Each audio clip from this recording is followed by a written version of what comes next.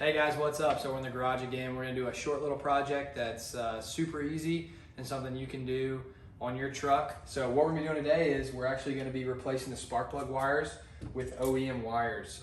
Super simple, just picked these up a couple weeks ago. Haven't gotten around to doing the project. Currently we have NGKs on there right now.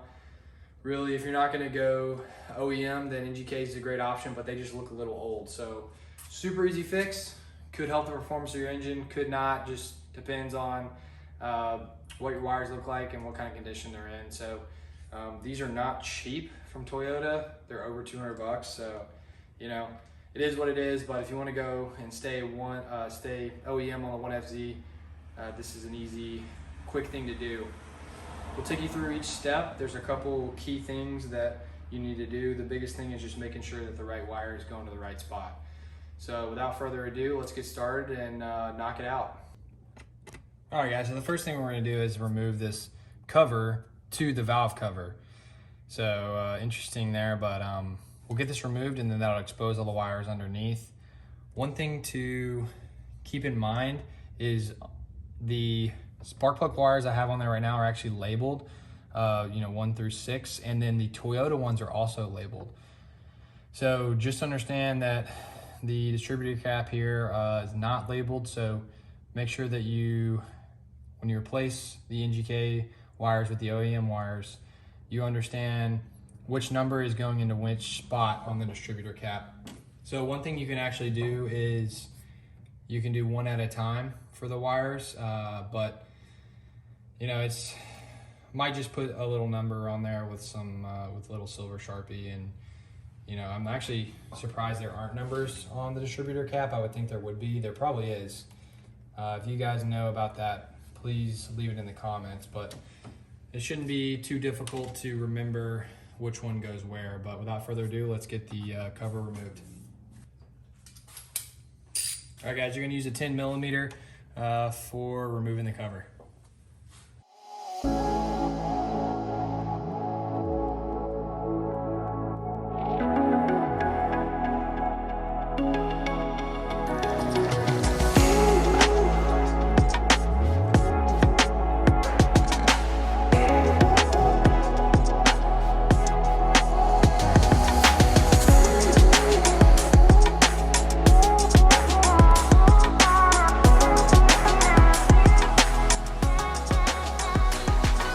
So what we're gonna do next is we're gonna remove each of these one at a time, put the new wires in, and then that'll keep us organized to know which one needs to go to which distributor cap.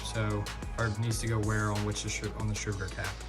So by doing it one at a time, we'll eliminate the possibility of getting them confused and messing up the firing sequence. But just do one at a time and you'll be good to go.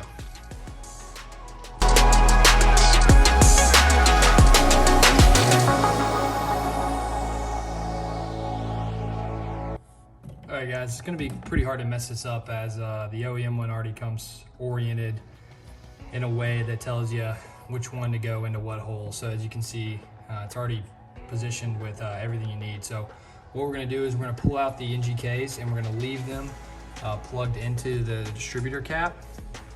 And then we'll just replace the OEM one at a time into the distributor cap. So let's go ahead and take care of that now.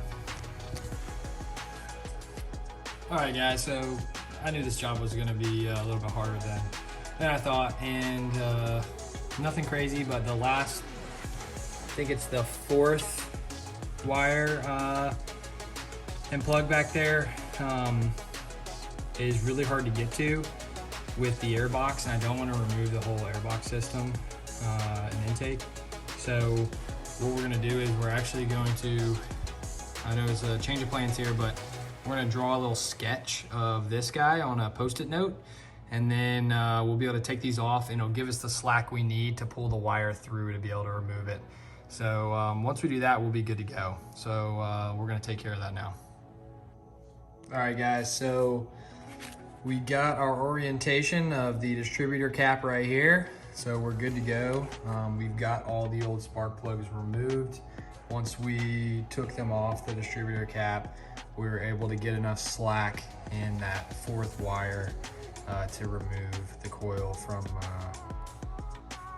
the engine there. So However, mistakes were made and did not check my supplies beforehand, and I had no dielectric grease. So had to run up to the store. So now that we got this, we're gonna get it put on the wires and the connection into the distributor cap, and we'll get it back. We'll get everything put back in there and fire it up.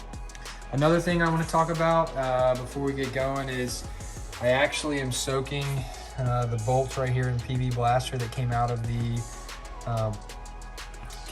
the engine there.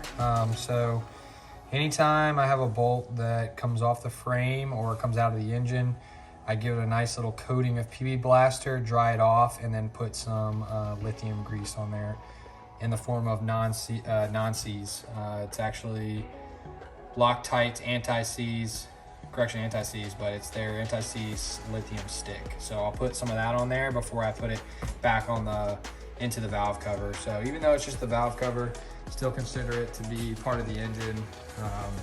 Anytime anything goes back in there, we make sure to give it a nice coat so it'll last another 25 years. So without further ado, let's get back after it. The next step is we're gonna basically put all the coils back in with the wires running to the distributor cap, and then we'll connect the distributor cap to the distributor cap next.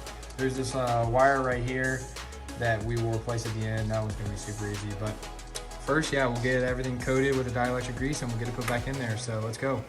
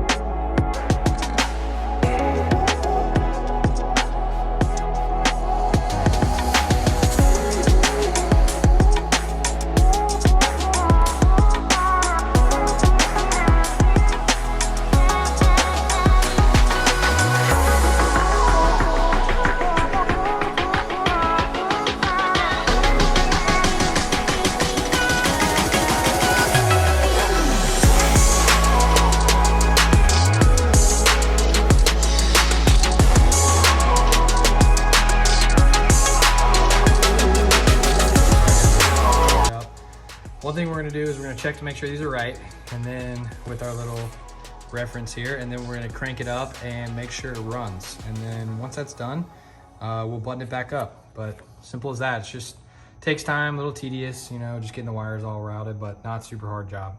So let's see how it runs.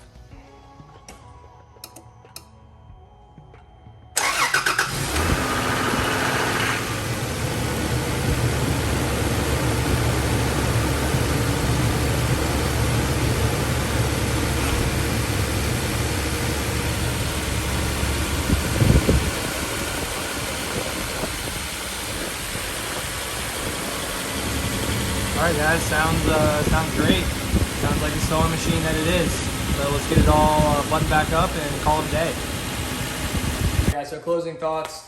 It's a pretty easy task, just a little tedious with the wires and routing them. You don't really need to remove anything from the engine bay to get it done.